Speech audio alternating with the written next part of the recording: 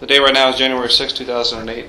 The time right now is 09:55 hours, and Detective Mellish from the Orange County Sheriff's Office, reference Orange County case number 08-74777. Also present is Corporal Eric Edwards, Orange County Sheriff's Office, and David Dean. David, would you please state your name and birthday for the record? David E. Dean, January 8th, 1959. And Mr. Dean, you know this is being recorded? Yes, sir. Any objection to that? No. Okay. We, through your supervisor, we asked you to come down and talk to us today. We're investigating the Kaylee Anthony case. You agreed to come down. We've sat here for some time just going over a little bit of the background on what you might know, and particularly about what you have firsthand knowledge of about this case, or about items found in the same general area, as well as conversations you will have had with Roy Kronk. Going back to August 11th, that seems to be one of the days that this whole thing started. In your own words, kind of paraphrase to us what you just told us before on meeting with Roy, what he saw, what he said, what you guys found, and so on. Okay. If you need to refer to the drawing that you did for me, I'll open it up to that page. Okay, on August 11th, I helped Roy Kronk on the route that does Hope Springs and Suburban. And when we finished with the the south section of that route, we went over to the school to read the master meter and the lift station. When we were finished reading those, we stopped under the shady area by the swamp because we knew it was too early to come into work, and we hadn't taken our lunch break yet, so we decided to take our lunch break at that time. While we were sitting there, Roy had went down into the swamp to take a pee. While he was down in the swamp, Chris had pulled up, and me and Chris were talking. And Roy had stated that he had seen a bag in there. We didn't take him serious on what he said. We thought he was just joking. And then after that, we were talking about different things and stuff. And Roy had walked along the swamp line and went behind Chris's truck. And then he looked into the swamp and he says, "Hey guys, I see a skull in here." Well, we didn't really take him serious with that, but I did want to see what he's seen, so I walked toward him.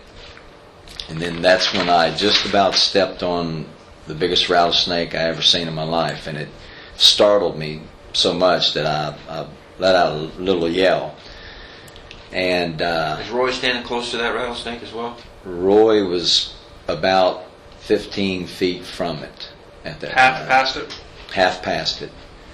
And then everything went, all the attention went from what Roy said to that snake. So I got my shovel and I picked the snake up and put it in the back of my truck. And then we sat there and talked about that and everything. Then it was about time to come in to the office. Let me stop you there for a minute. What time of day was this approximately? I would say about 1:20 to 1:30 p.m. And just some clarification on the map. We see you went down to the school. Do you remember the name of the school off the top of your head? Or the name of the road you were on? The road is Suburban. Okay. The name of the school, I think it's Oak Meadows. I could be wrong. Okay. But it was the elementary school at the dead end of Suburban on the far east side. Yes, sir. And when Roy went into the woods to take a pee, it wasn't the same place he made the skull comment, right? The skull comment was made, you had estimated before, about 40 feet further west. That's correct. From where he saw the bag. That's correct. All right. So that's where he made a statement or a comment about, hey, look, there's a skull or something like that. After the snake was found, did he ever mention the skull again to you that No, day? sir. No, what about sir. the bag? No, sir. Did he ever mention having looked in the bag or what he saw in the bag or manipulating the bag, anything like that? No, sir. He couldn't have looked in the bag because we'd have seen him. Chris and I would have seen him do it. Did you actually see the bag he was talking about? No, sir. No, that's why we didn't take him serious. We thought he was joking about it because, he didn't continue, with the bag. So he actually said he made that statement from up by the roadway. He didn't go back into the foliage again.